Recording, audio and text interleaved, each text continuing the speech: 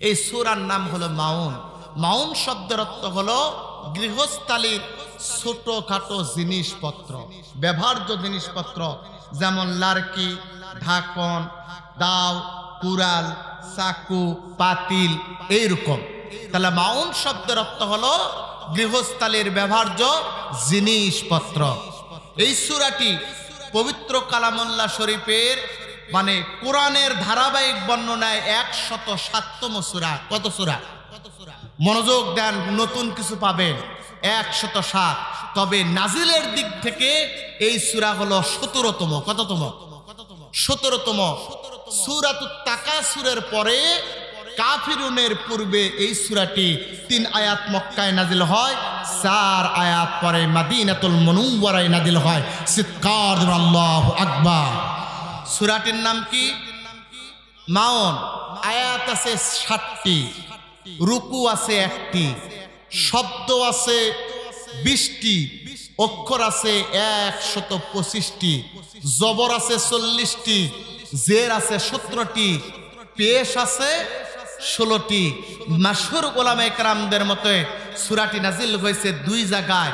প্রথম 3 আয়াত নাজিল হয়েছে মক্কায়, পরের 4 আয়াত নাজিল হয়েছে মদিনায়। চিৎকার দেবেন আল্লাহু আকবার। সম্মানিত ভাইরা, এই সূরাটি কেমনে নাজিল হলো? আপনারা দোয়া করেছেন। কামিল ক্লাসে একটা কিতাব পড়েছি, কিতাবটার নাম হলো লুবাবুন নুকুল ফি আসবাবিন নুজুল। আরেকটা কিতাব হলো শাইখ জাদার মুসান্নাফ। এই লুবাবুন নুকুল ফি আসবাবিন নুজুল লিখেছেন আল্লামা জালালউদ্দিন সুয়ুতী আশ-শাফি। আল্লামা জালালউদ্দিন সুয়ুতী আশ-শাফি কিতাবের ভিতরে বলেন, আমি এমন দরজার একজন ওলি, আমি ঘুমের ঘরে নয়, জাগ্রত ঘুমের ঘরে নয়, তন্দা অবস্থায় নয়, বরং জাগ্রত অবস্থায় 1 বার নয় 2 বার নয়, বরং 70 বারের অধিক আমি আমার রসুলকে দেখেছি।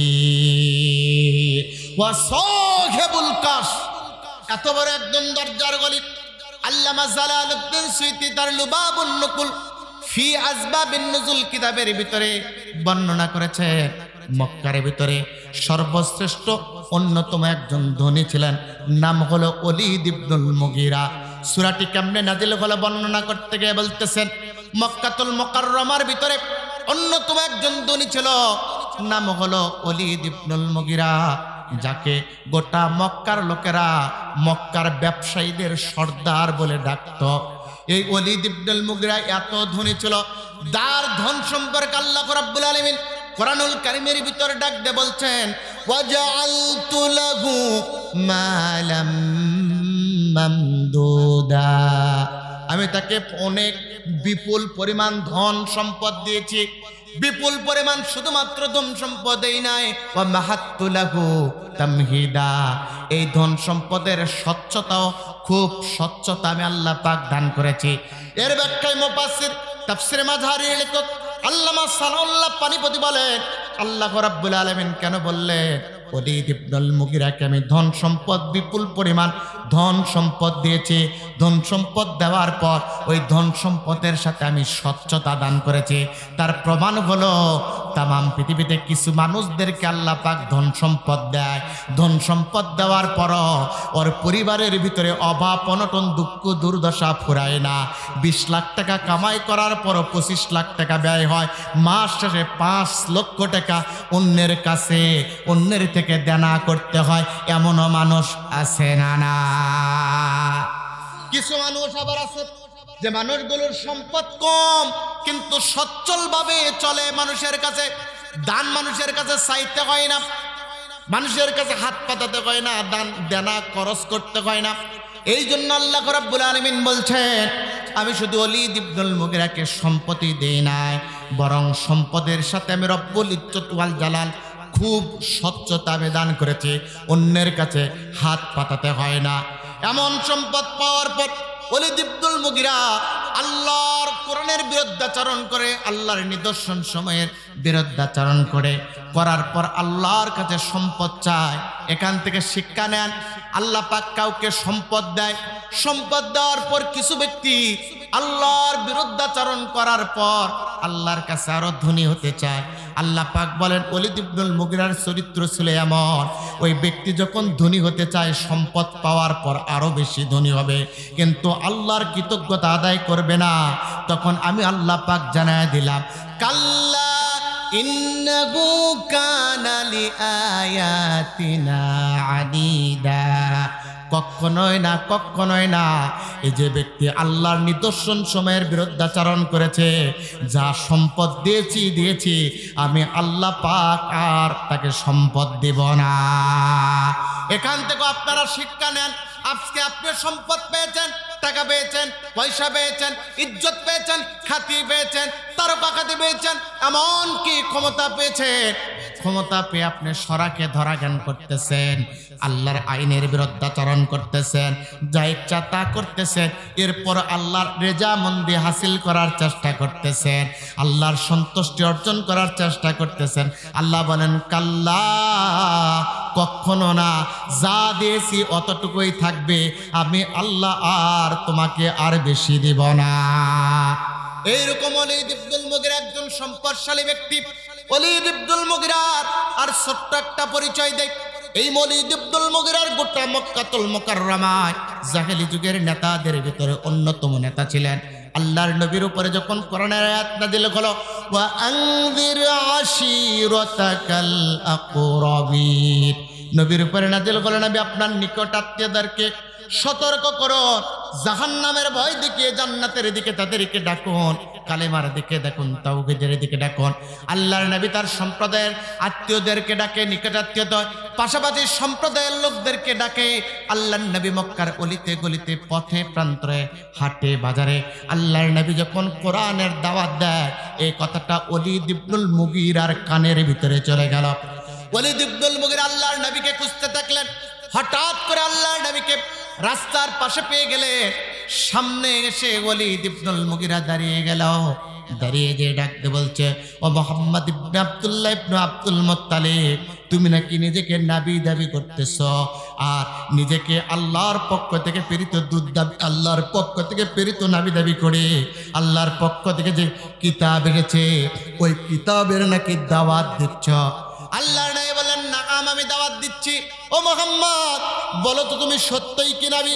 আল্লাহর নবী ওলীদ ইবনুল মুগিরার দিকে তাকিয়ে বলছে, ওলীদ ইবনুল মুগিরা রে, শোনো, আমি তোমাকে জানাই দিচ্ছি, লা নবুওয়াতা বাদা নবুওয়াতিহি, লা শরিয়াতা বাদা শরিয়াতিহি, লা কিতাবা বাদা কিতাবি, মাল্লা নবিয়্যা বাদি, ওয়া আনা খাতামুন নবিয়্যিন।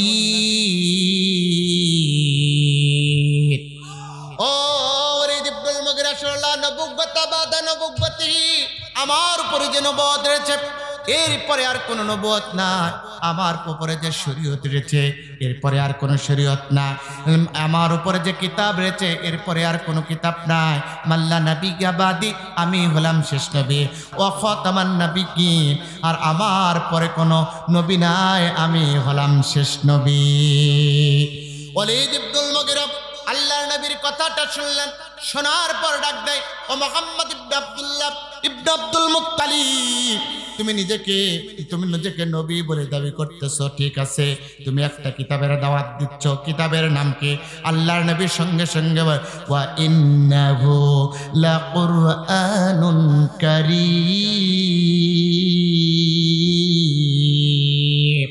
ওটা তো কোরআনুল কারীম। ওই কোরআনুল কারীমের দাওয়াত আমি মানুষদেরকে দেই।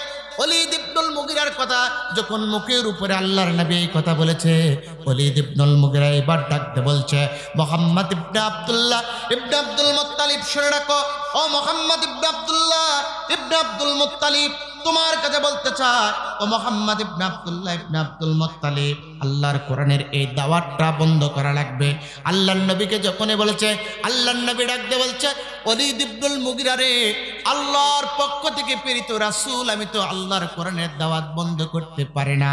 বলো, যদি আল্লাহর কোরআনের দাওয়াত না বন্ধ করি কি হবে? এবার ওলীদ ইবনুল মুগিরা খুশবদ্ধ তরবারিটাকে বের করলেন। খোলসটা খুলে ফেল দিলেন।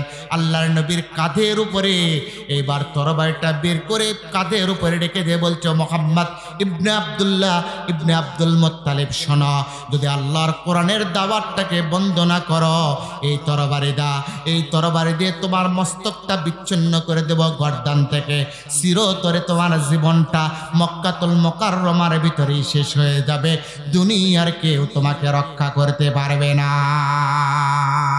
এইবার জবান দিয়ে বলুন তো, জীবন আর মৃত্যুর মালিক কে? আরো জোরে বল একবার, জীবন আর মৃত্যুর মালিক কে?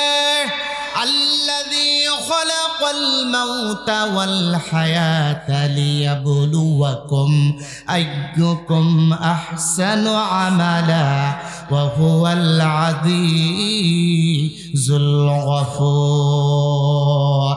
রব্বুল আলামিন রব্বুল ইজ্জত ওয়াল জালাল জানা দিচ্ছেন, আল্লাযী খালাকাল মাউতা ওয়াল হায়াতা লিয়াবলুয়াকুম আইয়ুকুম আহসানু আমালা। রব্বুল ইজ্জত ওয়াল জালাল জানা দিচ্ছেন, শোনো, হায়াত জীবন আর মৃত্যুর মালিক হলো কেবলমাত্র শুধুমাত্র কে? আরো জোরে বলো, জীবন আর মৃত্যুর মালিক কে? জীবন আর মৃত্যুর মালিক আল্লাহ, ক্ষমতাটা আল্লাহ। আবার আল্লাহর রাসূল আয়াতটা পড়ে শুনিয়ে দিলেন, তাবারাকাল্লাযী বিয়াদিহিল মুলকু ওয়া হুয়া আলা কুল্লি শাইইন কাদির।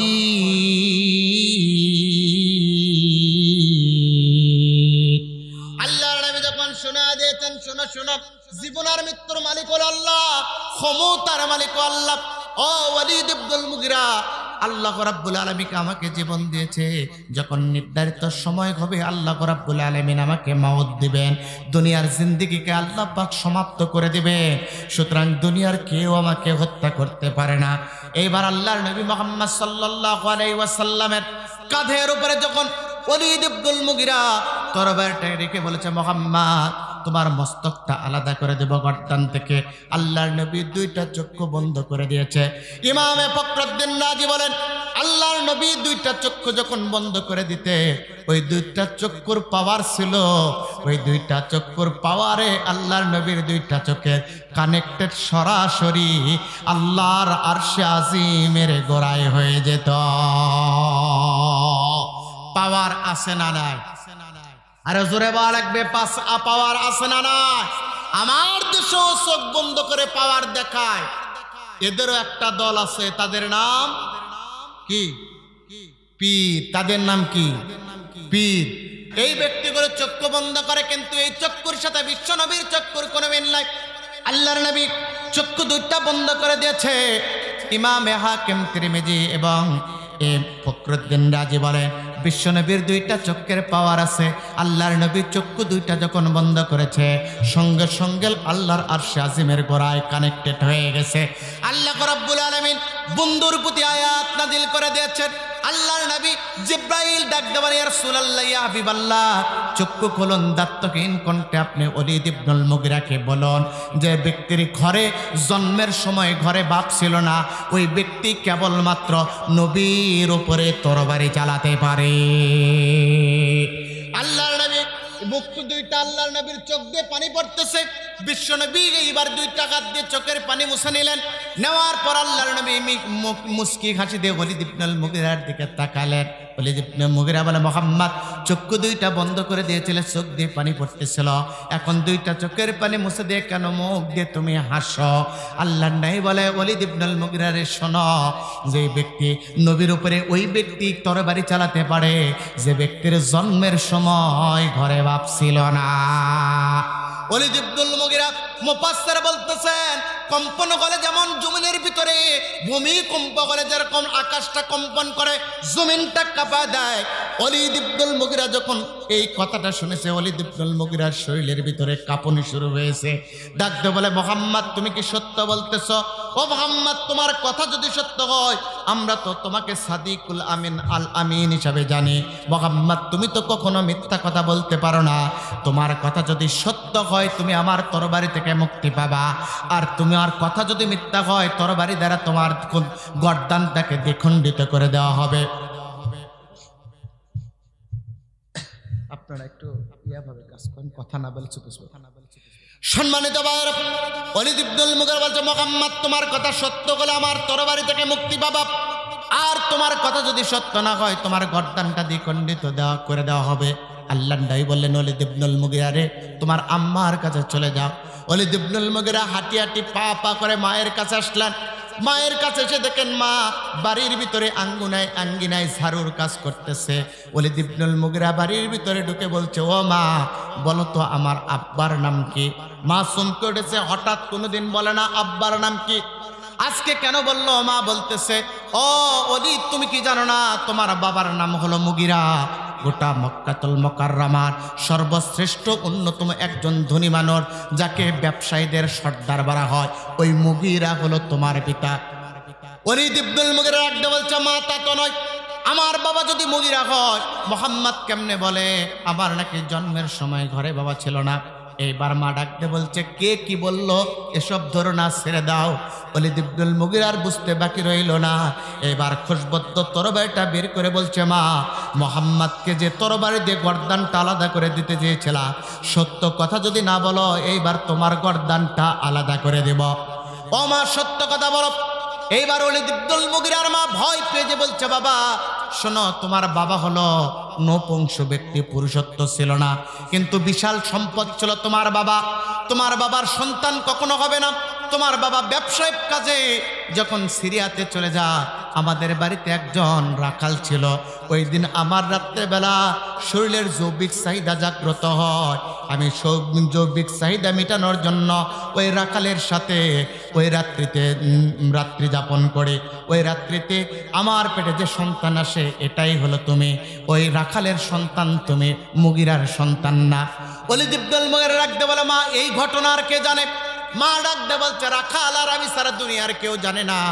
মুহাম্মদ জানলো কেমনে? ওয়ালিদ ইবনুল মুগীরার মা বলে, আমিও তো জানি না, মুহাম্মদকে জিজ্ঞাসা করো। ওয়ালিদ ইবনুল মুগীরা দৌড়ে আসলেন। রাস্তার মাঝখানে বিশ্বনবী এখনো দাঁড়ায় আছেন। আল্লাহর নবীকে জিজ্ঞাসা করো, ও মুহাম্মদ, তুমি যা বলেছ সত্য কথা। আমার মাকে বলেছিলাম যে কে কে জানে ঘটনা? মা বলে, দুইজন, রাখাল আর আমি, অন্য কেউ জানে না। মুহাম্মদ বলো, দুইজন ব্যক্তির ব্যতিরেকে তিনজন ব্যক্তি তো ঘটনা জানে না, তুমি জানলা কোন কায়দায়? আল্লাহর নবী ডাকতে বলে, ওয়ালিদ ইবনুল মুগীরা রে, আমি জানি না, বরং আল্লাহ রাব্বুল আলামিন ওহির মাধ্যমে জিব্রাইলকে দিয়ে আয়াত পাঠা দিয়ে তুমি যে যারো সন্তান আমার আল্লাহ জানা দিয়েছে। উতুল্লিম বাদা যালিকা সালিম।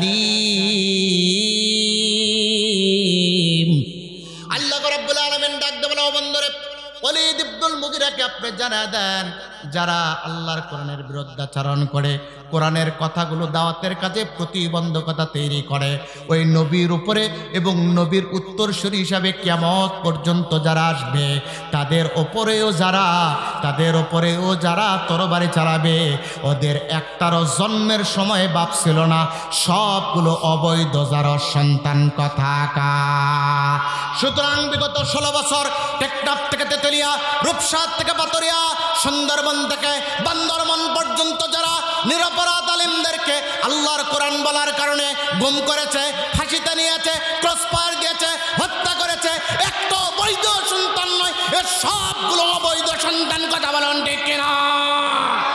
ওরা মনে করেছিল আমরা ভয় পেয়ে যাব, আমরা ভয় পেয়ে জমিন থেকে গুটিয়ে যাব, কিন্তু ওরা আমাদের ইতিহাস জানে না, আমরা গুটাই না, আমরা বিজয় লাভ করি। কথা বলেন ঠিক কিনা? আরো জোরে বলা লাগবে, আমরা বিজয় লাভ করি, গুটাই না। কথা বলেন ঠিক কিনা? যার প্রমাণ আমরা 313 জন সাহাবানে লড়াই করেছি, বদর ময়দানে লড়াই করেছি, ময়দান ছেড়ে দেই নয়। আমরা খন্দকে লড়াই করেছি, ময়দান ছেড়ে দেই নয়। আমরা উহুদে লড়াই করেছি, আমরা ময়দান ছেড়ে দেই নয়। আমরা খন্দকে তাইবে নবী রক্ত ঝরিয়েছে, তারপর ময়দান ছেড়ে দেই নয়। এরপর আমরা আফ্রিকায় কালেমার শত শত পতাকা উত্তোলন করেছি, এরপর আমরা ময়দান ছেড়ে দেই নয়। বিগত 16 বছর টেকনাফ থেকে তেতুলিয়া, রূপসা থেকে পাতরিয়া, সুন্দরবন থেকে বান্দরবন পর্যন্ত আল্লাহর কোরআনের দাওয়াত দিয়েছে, জেল হয়েছে, জুলুম হয়েছে, ফাঁসির কাস্টে গিয়েছে, এরপর ময়দান ছেড়ে দেই না। মুসলমান জীবন দেবে, শাহাদাত বরণ করবে, এরপরেও ময়দান ছাড়তে পারে না। ঠিক কিনা? এটা হলো মুসলমান ইমানদারদের কথা, ঠিক কিনা? আরো জোরে বলা লাগবে। সুতরাং মুসলমান কোন বাতিলকে ভয় করে না, মুসলমানদের ভয় একটাই, সেটা হলো আল্লাহর ভয়। কথা বলুন ঠিক কিনা? কেন? মুসলমানরা হলো উমরের সৈনিক, খালিদের সৈনিক, ঠিক কিনা? আরো জোরে বলা লাগবে, ঠিক কিনা? কইরে খালিদ উমর এসেছে নতুন বদর, করে সেই দিগি বিজয়ী, করে সেই দিগি বিজয়ী নবীনে মুজাহিদ। এখনো কি গাইতে হবে কমবাঙ্গানি গীত, এখনো কি গাইতে হবে কমবাঙ্গানি গীত। কইরে খালিদ ওমর এসেছে নতুন বদর, করে সেই দিগি বিজয়ী, করে সেই দিগি বিজয়ী নবীনে মুজাহিদ। এখনো কি গাইতে হবে কমবাঙ্গানি গীত, এখনো কি গাইতে হবে কমবাঙ্গানি গীত। যুবকদেরই কঙ্কালেতে কাঁপছে জালিবাজি, মুজাহিদরা লড়ছে দেখো জীবন রেখে বাজি, ঠিক কিনা? বাংলাদেশে মুজাহিদ আছে না না? যুবকদের অহংকারেতে জালিম পালাতে বাধ্য হয়েছে, ঠিক কিনা? যুবকদেরই অহংকারেতে কাঁপছে জালিবাজি, মুজাহিদরা লড়ছে দেখো জীবন রেখে বাজি। যুবকদেরই অহংকারেতে কাঁপছে জালিবাজি, মুজাহিদরা লড়ছে দেখো জীবন রেখে বাজি। মুসলমানরা বাঁচলে গাজী, মরলে যে শহীদ, মুসলমানরা বাঁচলে গাজী, মরলে যে শহীদ। এখনো কি গাইতে হবে কমবাঙ্গানি গীত। কইরে খালিদ ওমর এসেছে নতুন বদর, করে সেই দিগি বিজয়ী, করে সেই দিগি বিজয়ী নবীনে মুজাহিদ। এখনো কি গাইতে হবে কমবাঙ্গানি গীত, এখনো কি গাইতে হবে কমবাঙ্গানি গীত। নেই রে সময় মোটে গো তুই আর করিস না দেরি, যেখানে পাও আওয়ামী লীগের পরাও পাগে বেরি, ঠিক কিনা? নেই রে সময় মোটে গো তুই আর করিস না দেরি, যেখানে পাও যুবলীগের পরাও পাগে বেরি। এই জিগাদে দরকার এখন হাজারো খালিদ, এই জিগাদে দরকার এখন হাজারো খালিদ। এখনো কি গাইতে হবে কমবাঙ্গানি গীত।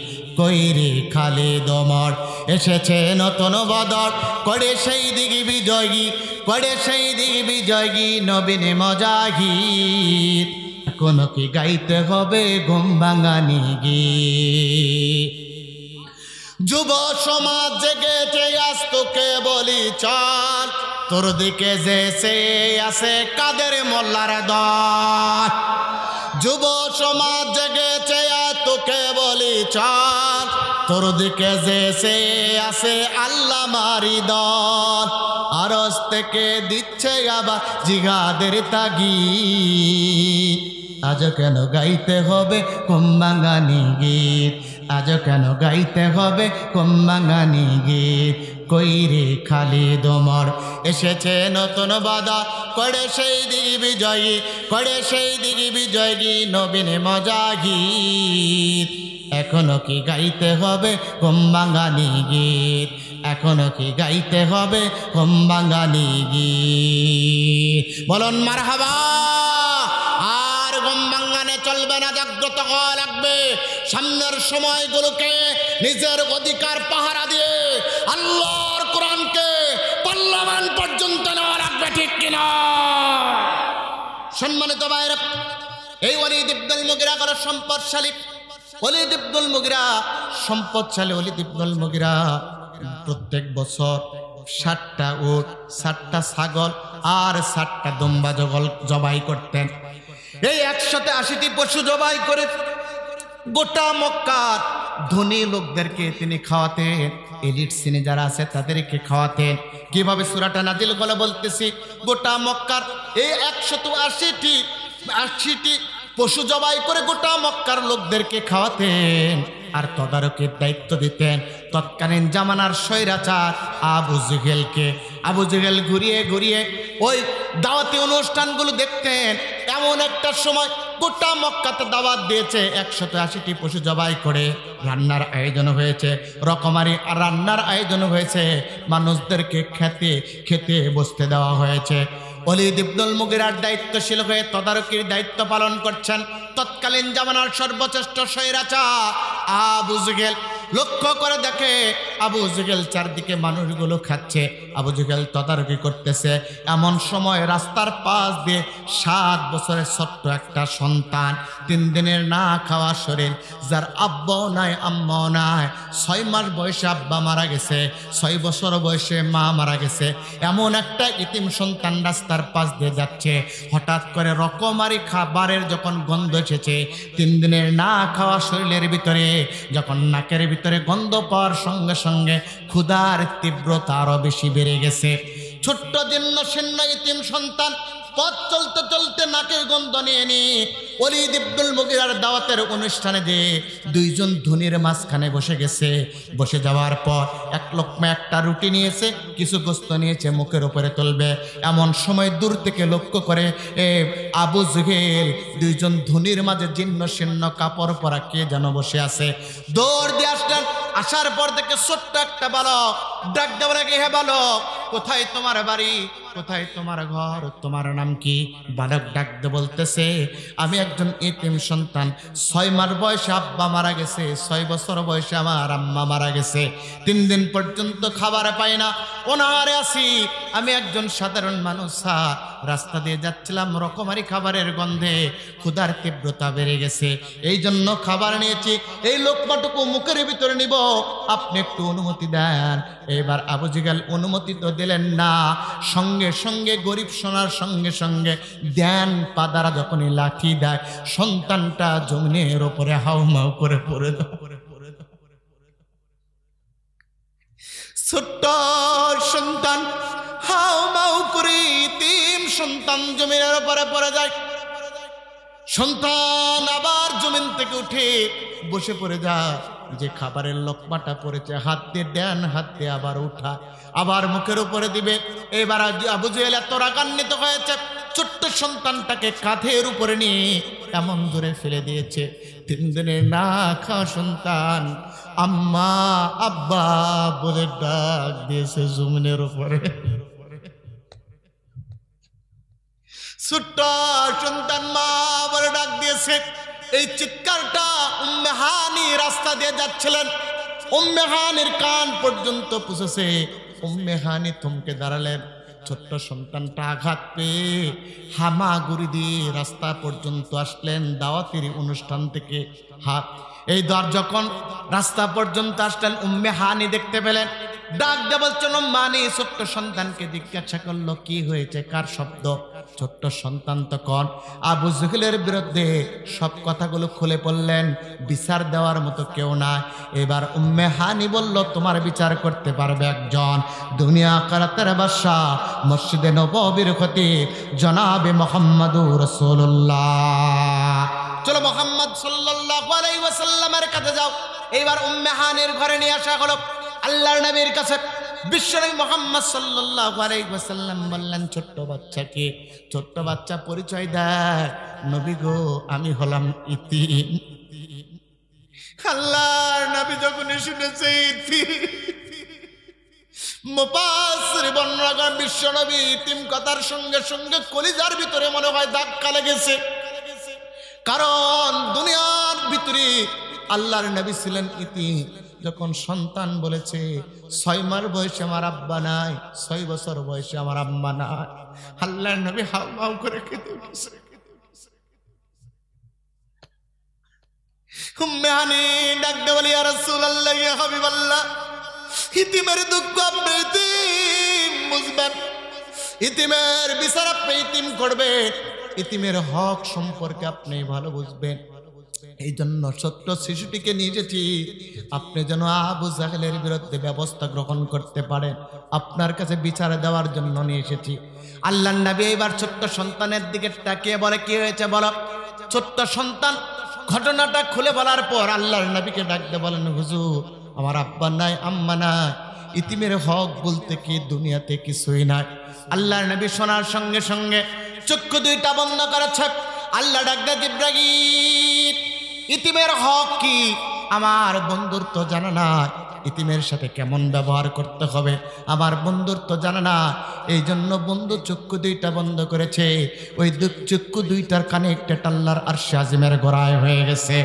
ও জিব্রাইল, এমন একটা দৃশ্যের অবতারণা হবে, এই জন্য আমি রব্বুল ইজ্জত ওয়াল জালাল তামাম পৃথিবী সৃষ্টির 50,000 বছর পূর্বে লাউহে মাহফুজের কলম দ্বারা একটা সূরা লিখেছিলাম, সূরাটির নাম হলো সূরাতুল মাউন। ও জিব্রাইল, ওর ভিতরে আয়াত দিয়েছিলাম 60টি, রুকু দিয়েছিলাম 1টি, শব্দ দিয়েছিলাম 20টি, অক্ষর দিয়েছিলাম 125টি, জবর দিয়েছিলাম 40টি, জের দিয়েছিলাম 17টি, পেজ দিয়েছিলাম 16টি। যাও রে জিব্রাইল, যাও যাও যাও, তামাম পৃথিবী সৃষ্টির 50,000 বছর পূর্বে লাউহে মাহফুজের কলম দ্বারা লিখিত বাইতুল ইজ্জা নামক স্থান থেকে সূরাতুল মাউন আমার বন্ধুর উপরে নাজিল করে দিয়ে ইতিমের হক সম্পর্কে আমার বন্ধুকে জানা দা। আল্লাহর নবী চক্ষু দুইটা বন্ধ করে আছে, তামাম পৃথিবী সৃষ্টির 50,000 বছর পূর্বে লাউহে মাহফুজের কলম দ্বারা লিখিত বাইতুল ইজ্জা নামক স্থান থেকে সূরাতুল মাউন জিব্রাইল নিয়ে আসলেন। নিয়ে এসে ভাই ইয়া রাসূলুল্লাহ, ইয়া হাবিবাল্লাহ, চক্ষু খুলুন, দত্তহীন কণ্ঠে আপনি শিশু সন্তানের কাছে বর্ণনা করুন ইতিমের অধিকার কি, হক কি, আর অবিশ্বাসীদেরকে আপনি কখনো দিন সম্পর্কে যে বিশ্বাস করাতে পারবেন না সে সম্পর্কে আমার আল্লাহ তামাম পৃথিবী সৃষ্টির 50,000 বছর পূর্বে লাউহে মাহফুজের কলম দ্বারা আল্লাহ রাব্বুল আলামিন লিপিবদ্ধ করেছিলেন যখন কোরআন, তার ভিতরে একটা সূরা লিখেছিলেন, সূরাটির নাম মাউন। এই সূরা কোন আপনার উপরে মেসেজ আকারে সেন্ড করে দেওয়া হচ্ছে, নবী আপনি গ্রহণ করুন। আরো আইতাল্লাযী ইউকাযযিবু বিদ্দীন ফাযালিকাল্লাযী ইয়াদউল ইয়াতীম ওয়া লা ইয়াহুদ্দু আলা তুআমিল মিসকিন। চিৎকার করে আল্লাহু আকবার। আয়াত নাযিল হয়েছে। আর আয়াতা আপনি কি জানেন, আপনি কি দেখেছেন? আর আয়াতাল্লাযী ইউকাযযিবু বিদ্দীন, যে বারবার বিচার দিবসকে মিথ্যা প্রতিপন্ন করে। আলেম ওলামা যারা আছেন, ইউকাযযিবু শব্দটা মুজারের সিগা, কিসের? ইয়াকযিবু শব্দটি যদি আসতো তাহলে অর্থ হতো একবার মিথ্যা প্রতিপন্ন করে। ইউকাযযিবু আসার কারণে অর্থ হচ্ছে বারবার বারবার মিথ্যা প্রতিপন্ন করে। ও নবী, আপনি কি দেখেছেন যে বারবার বিচার দিবসকে মিথ্যা প্রতিপন্ন করে? আল্লাহর নবী চক্ষু দুইটা বন্ধ করে আছে, নবীকে ডাক দিয়ে বলে, হুজুর গো, আপনি কি দেখেছেন এই বারবার মিথ্যা ইউকাযযিবু যারা? আবু জুহেলকে ইঙ্গিত করা হয়েছে, মুফাসসির বলেন আবু জুহেলকে ইঙ্গিত করা হয়েছে কারণ বিশ্বনবী মুহাম্মদ সাল্লাল্লাহু আলাইহি সাল্লাম আবু জুহেলের কাছে 2986 বার তাফসীরে কিতাবের ভিতরে এসেছে আল্লাহর কোরআনের দাওয়াত নিয়েছেন, হেদায়েতের প্রস্রাবে লিতুখরিজান নাস মিনাজ যুলুমাতি ইলান নূর, অন্ধকার সমূহ থেকে একটাই মাত্র আলোর পথ আল্লাহর কোরআনের পথে যেন ফিরে আসে। আবু জুহেল 2986 বার আল্লাহর কোরআনের দাওয়াত পাওয়ার পর আবু জুহেল পরিবর্তন হয় না। এই জন্য আল্লাহ রাব্বুল আলামিন ইউকাযযিবু শব্দ ব্যবহার করেছেন। ও নবী, আপনি দেখেছেন কি যে বারবার বিচার দিবসকে মিথ্যা প্রতিপন্ন করে?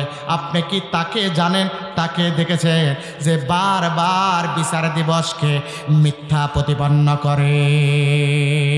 আল্লাহর নবী দেখেন আয়াতের দিকে লোকে 13 শব্দ ব্যবহার করেছে। মনোযোগ আছে? 13 শব্দ, আলাম 13 শব্দ ব্যবহার করার অর্থ হলো 2 চোখে দেখা, নাজারা শব্দের অর্থ হলো গবেষণার দৃষ্টিতে দেখা। আল্লাহ পাক বুঝান, নবী আপনি 2 চোখে দেখছেন এই ব্যক্তিটা বারবার আল্লাহর বিচার দিবসকে মিথ্যা প্রতিপন্ন করেছে। 2 চোখে দেখা কেমন? এই যে 13 শব্দটি, এই 3 ভাবে ঈমান আনয়ন করা যায়। আইনুল ইয়াকিন, গায়বুল ইয়াকিন, বাসুল ইয়াকিন। চোখের দ্বারাও আইনুল ইয়াকিন ঈমান আনয়ন করা যায়। কিভাবে ঈমান? 13 শব্দ বুঝাচ্ছে কিভাবে ঈমান আনয়ন করা যায়। এই যে আপনারা মাথা দেখেছেন, মাথার পরে এই 2টা চোখ আছে না নাই? জোরে বলেন আছে না নাই? 2টা চোখের ভিতরে 26 কোটি তার রয়েছে। এই 26 কোটি তার এক মেয়েদের মুষ্টির মতো করে মাথার পিছনে বেঁধে দেওয়া হয়েছে। যদি ফুটবল খেলাতে যে দেখবেন সামনে দিয়ে হিট দিলে কিছুই হয় না, কিন্তু পিছনে যখন বল লাগে মনে হয় চোখ দিয়ে জোনাই পোকা বের হয়ে যায়। তার মানে চোখের ভিতরে তার রয়েছে, একটা চোখের ভিতরে 13 কোটি তার বা রগ রয়েছে, দুইটা চোখের ভিতরে 26 কোটি তার রয়েছে, রগ রয়েছে। এগুলো মাথার পিছনের দিকে মেয়েদের মুষ্টির ভিতরে আবদ্ধ করে দেওয়া হয়। এই চোখের ভিতরে রব্বুল ইজ্জত ওয়াল জালাল ওই তার বা রগ দিয়ে দেখানোর জন্য আল্লাহ রাব্বুল আলামিন চোখের ভিতরে মেগাপিক্সেল দিয়েছেন, ক্যামেরা দিয়েছেন। ওই ক্যামেরাটার পরিমাণ হলো 570 মেগাপিক্সেল। আল্লাহু আকবার। 1 মেগাপিক্সেল সমান 10 লক্ষ, 570 মেগাপিক্সেল সমান 57 কোটি পিক্সেল। আল্লাহ রাব্বুল আলামিন চোখের ভিতরে দিয়ে দুনিয়ার মানুষদেরকে আল্লাহর সার্বভৌমত্ব দেখার সুযোগ দিয়ে আল্লাহ বুঝায় দিয়েছেন, তুমি দেখবা আল্লাহর নিয়ামত আর আল্লাহর প্রতি ঈমান আনয়ন করবা, ঠিক কিনা?